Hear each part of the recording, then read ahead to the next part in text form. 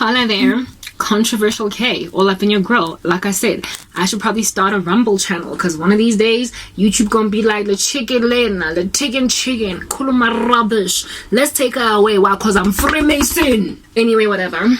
So since that's like the whole general ideal, South Africa, hold it, you are in trouble. My phone is currently scorching. That's another word for hot. And I'm like, Yazin, you dare block me, I'm gonna block you fast.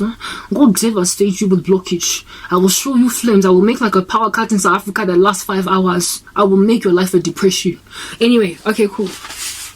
So that was Nelson Mandela for you, okay? Threw this nation into Freemason rule.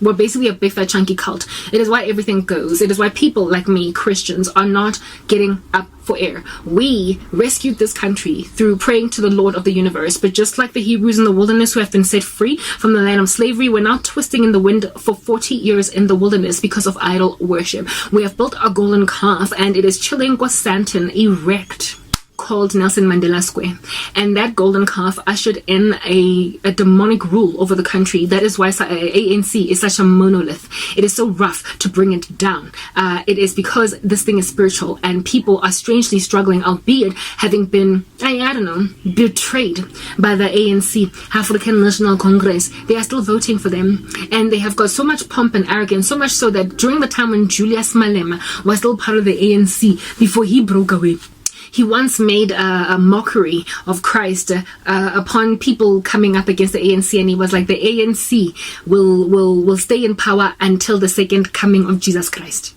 Well, I mean, Julie, you just might have spoken a prophecy there, guy.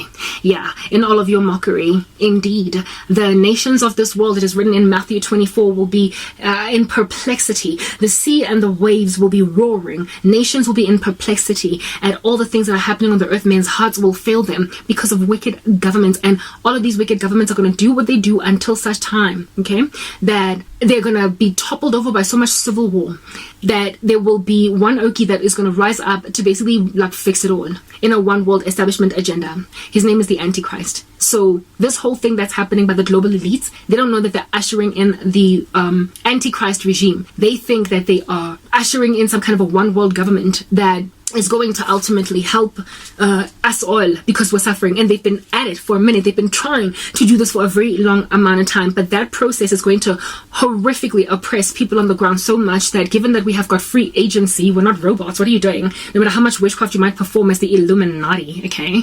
No matter how much of the stuff you might do, we still have free agency sufficiently enough to resist. And that's why there's also, like I say, so many protests in China, okay? They're coming up against ping, ping, ping, ping, ping, shi, ping.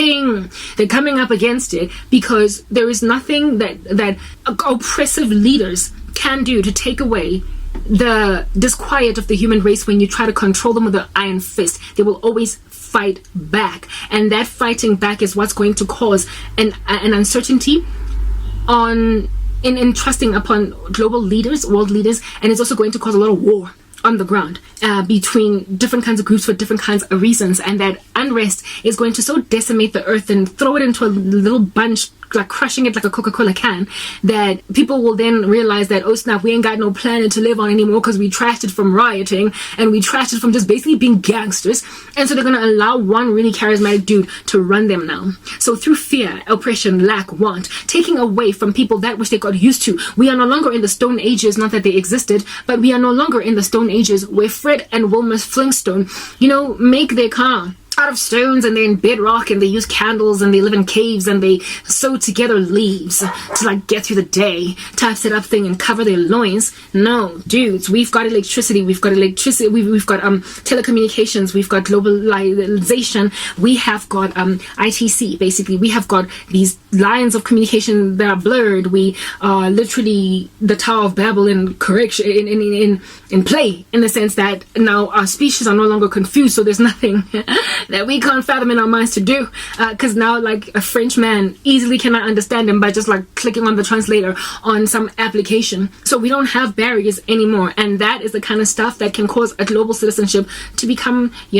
like excessively just independent, away from world leaders who are megalomaniacal. And so for those reasons, in order to make us go back to the Flintstones, where the Flintstones, it's a yabba dabba strategy. Yeah. gonna take us back there. They're gonna take away my cars. They're gonna take away running water. They're gonna take away electricity. I already spoke electricity, but what is this? Supply chain. They're going to make sure that smooth operating supply chains and governmental infrastructure, road infrastructure, potholes, take them away. They're gonna take away jobs, employment, and corporate. They're also gonna take away your cash, your money there underneath the sofa and make it digital. They're gonna take away whatever it is that made you comfortable. So that next time we give attitude to government, I just turn off Ntakas. Next time we give attitude to government, we have to go to the river to get water and boil it, because I'm not going to bring you running water. Forget about it. It's happening in Cuba. No water. Chile. Correction, I want to say Chile. Happening in Chile. It's chilly in Chile because there's no water. Just switch it off. Go take bucket. Emlanjeni when I like back in the door and the men's a bucket in. Emlanjeni when I like the man's in a bucket, and then boil it, and you still get a cholera anywhere because you went and got a worm. That's it. I will take away your running water. You will have to wait for the rain and open your mouth, yes, to drink water. No more you go open pompo. Dream on.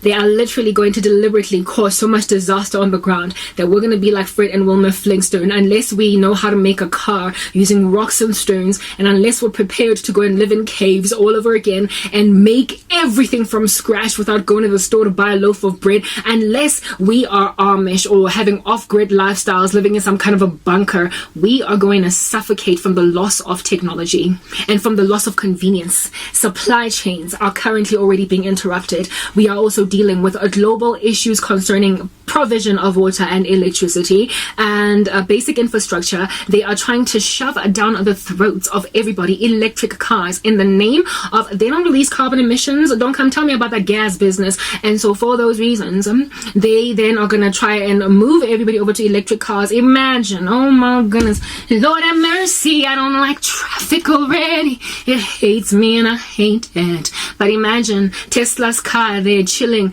in the highway. Power cut. Can you imagine the chock-a-block at Galuli's interchange ain't got jack on the level of chock-a blockages that are going to happen when a society has nothing but electric cars? China, indeed, coming together with Mr. Musk over there. You come from South Africa, the things you're doing are eerie, you and your Neuralink. But his Tesla project in China, which he doesn't want to sever, no matter how much the United States might have issues with China, they are also trying, go China, in the spirit of reducing carbon emissions by whatever, like some dude, like some century, like 2030 or something, okay, whatever, okay, yeah. But in order to do that, they are now forcing people to, through their social credit score as well, to use less of these things, this carbon footprint like credit card score thingy, my bobby. They're employing it in China, and they're also trying to shove down people's throats electric cars. Electric cars can just be switched off. If it, by like South Africa, I'm waiting. If anybody wants to go and train how to switch off from Tlakasi, they must come and sit in a classroom in South Africa. Show them, Njefela, step by step, Telkom, step by step process, Njefela. Do this, do that, do that. This is how you switch to. This is how you switch to.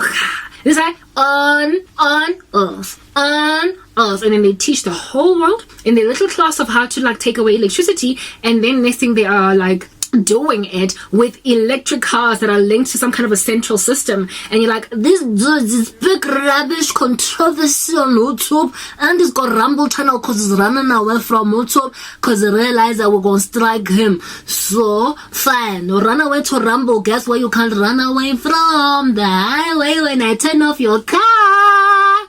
Hey, next part.